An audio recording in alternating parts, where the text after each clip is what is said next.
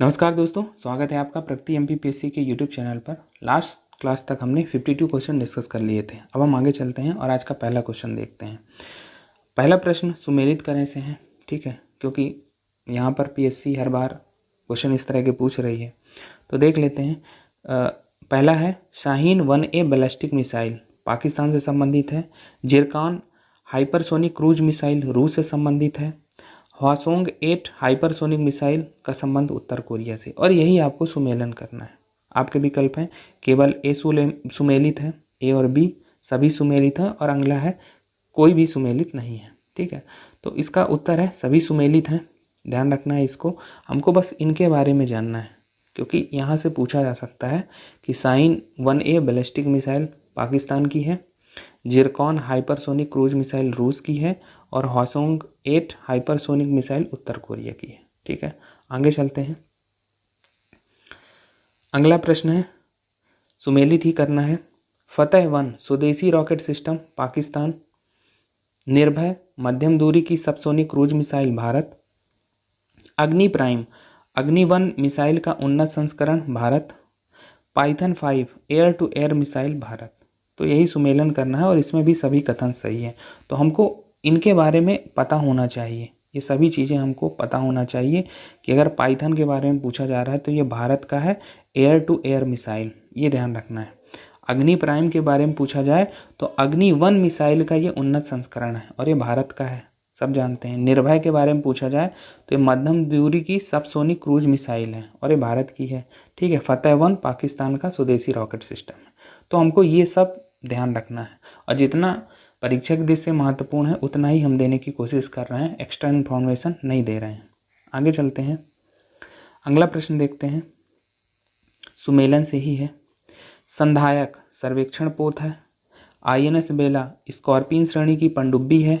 सार्थक स्वदेश निर्मित भारतीय तटरक्षक जहाज है। INS ध्रुव भारत का पहला लंबी दूरी का परमाणु मिसाइल ट्रैकिंग जहाज है। तो यहाँ भी सभी सुमेलित हैं, आपको बस ध्यान रखना है इनके बारे में। संधायक सर्वेक्षण पोत है। INS बेला स्कॉर्पियन श्रेणी की पनडुब्बी है। सार्थक का मतलब ये है कि स्वदेश निर्मित भारतीय तटरक्षक जहाज है ये। और INS ध्रुव भारत का पहला लंबी दूरी का परमाणु मिसाइल ट्रैकिंग जहाज जो ट्रैक कर सकता है। तो ये इन्फॉर्मेशन इंपॉर्टेंट थी, इसलिए देने की कोशिश की जा रही है। आगे चलते हैं, अगला क्वेश्चन देखते हैं। अगला क्वेश्चन है सुमेलन से। उमिया धाम विकास परियोजना गुजरात। सरयू नहर राष्ट्रीय परियोजना यूपी। केन बेतवा लिंक परियोजना मध्य प्रदेश और उत्तर प्रदेश। ये सभी सुमेलित हैं। अब इनकी हम व्याख्या देख लेते हैं, व्याख्या ज़्यादा इंपॉर्टेंट है। ठीक है, तो उमिया धाम विकास परियोजना जो कि गुजरात की है उसे देख लेते हैं। तो प्रधानमंत्री द्वारा गुजरात में मां उमिया धाम विकास परियोजना का शिलान्यास किया गया, और ये उमिया धाम विकास परियोजना का संबंध है उमिया माता धाम मंदिर और मंदिर परिषद से जुड़ी हुई परियोजना है। ठीक है, उमिया माता मंदिर देवी उमिया का मंदिर है, जिसे कदवा पाटीदारों के कुल देवता या कुल देवी के रूप में पूजा जाता है। ठीक है, यहाँ या होगा। ठीक है, तो हमने उमिया धाम विकास परियोजना के बारे में जाना। अब अगला इसमें था सुमेलन सरयू नहर राष्ट्रीय परियोजना जो कि यूपी की है, नाम ही पता चलता है, सरयू अयोध्या। ठीक है, इसके बारे में जान लेते हैं।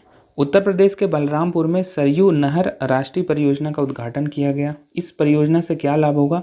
14 लाख हेक्टेयर से अधिक भूमि सिंचित हो सकेगी, और उत्तर प्रदेश के लगभग 29 लाख किसानों को इसका लाभ मिल पाएगा।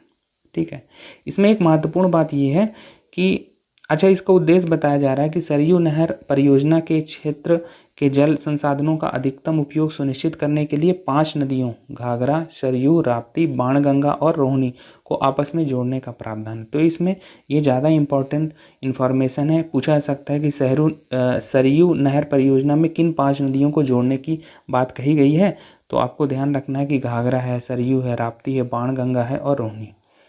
आगे चलते हैं, और केन बेतवा लिंक परियोजना। केन बेतवा लिंक परियोजना पर हमने MIT सीरीज के अंतर्गत एक अलग से वीडियो बनाया है, तो और ज़्यादा डिटेल में जानना है तो आप वहाँ भी जा सकते हैं, लेकिन बहुत सारा मटेरियल यहाँ भी दिया गया है जितना परीक्षा की दृष्टि से महत्वपूर्ण है। मेंस के अकॉर्डिंग वहाँ दिया गया है, यहाँ प्रीलिम के अकॉर्डिंग जितना भी है वो हमने दिया है। जैसे केन बेतवा लिंक इंटरलिंकिंग परियोजना है, तो इसका बजट कितना है 44,605 करोड़। ठीक है, तो और किन राज्यों के बीच है ये? मध्य प्रदेश और उत्तर प्रदेश के बीच है। एक प्रीलिम के हिसाब से महत्वपूर्ण इन्फॉर्मेशन है। ठीक है, और इसमें जान लेते हैं केंद्रीय मंत्रिमंडल ने 44,605 करोड़ की लागत वाली केन बेतवा नदी इंटरलिंकिंग परियोजना के वित्त पोषण और कार्यान्वयन को मंजूरी दे दी है। और ये पहला नदी इंटरलिंकिंग प्रोजेक्ट है, ये ध्यान रखना है। इस परियोजना में दौधन बांध बनेगा, 2 नदियों को जोड़ने वाली नहर लोअर और बांध परियोजना, कोटा बैराज और बीना कॉम्प्लेक्स बहुउद्देशीय परियोजना के माध्यम से क्या किया जाएगा? केन नदी से बेतवा नदी में पानी का हस्तांतरण, मतलब केन नदी का जो अधिशेष जल है वो बेतवा में लाया जाएगा, ये ध्यान रखना है। ये परियोजना 8 वर्षों में पूरी होगी और इसमें 103 मेगावाट जल विद्युत या पन बिजली, 27 मेगावाट सौर ऊर्जा का उत्पादन होना संभावित है। ठीक है, तो इसके बारे में जान लेना और डिटेल से जानना है तो आप हमारा वीडियो देख सकते हैं। आगे चलते हैं। MIT सीरीज के अंतर्गत हमने केन बेतवा लिंक परियोजना को अलग से डिस्कस किया है। मेंस के हिसाब से वो वहाँ पर कंटेंट आपको पर्याप्त मिल जाएगा। चलते हैं, अगला प्रश्न देखते हैं। अगला प्रश्न है, हाल ही में केंद्र सरकार ने महिलाओं के विवाह की कानूनी आयु बढ़ाकर कितनी कर दी है? ठीक है, तो इसका उत्तर सभी लगभग जानते होंगे कि अब 21 वर्ष हो गई है महिलाओं के विवाह की कानून आयु। ये जया जेटली टास्क फोर्स की सिफारिश पर किया गया, तो ये ज़्यादा महत्वपूर्ण है। और जैसा कि पता है कि 21 वर्ष कर दिया गया है और इस हेतु बाल विवाह निषेध अधिनियम 2006 में संशोधन का भी प्रस्ताव है। ठीक है, तभी तो इसको कानूनी रूप मिलेगा।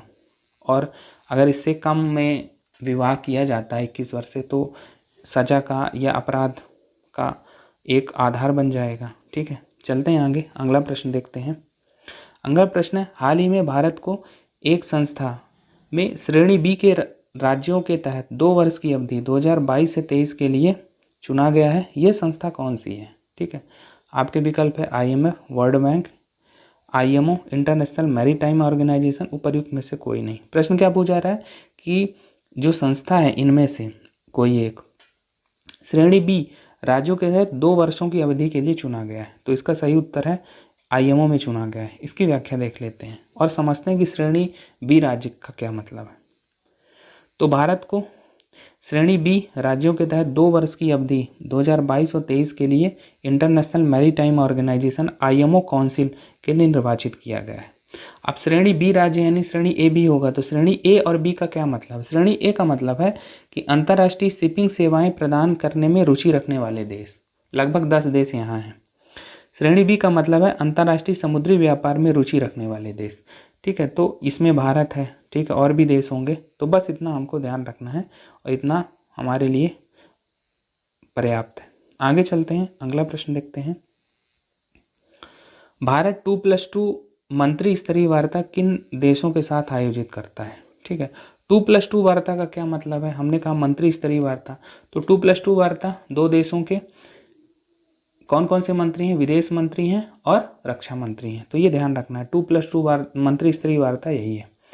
तो किन किन देशों के साथ आयोजित करता है? भारत रूस, भारत अमेरिका, भारत ऑस्ट्रेलिया, उपर्युक्त सभी, तो सभी के साथ करता है। अभी हाल ही में रूस के साथ किया है। ठीक है, अमेरिका से तो पहले ही कर रहे हैं और ऑस्ट्रेलिया से भी अभी हाल ही में किया। तो भी ये सभी देशों के साथ हम 2+2 मंत्री स्तरीय वार्ता करते हैं।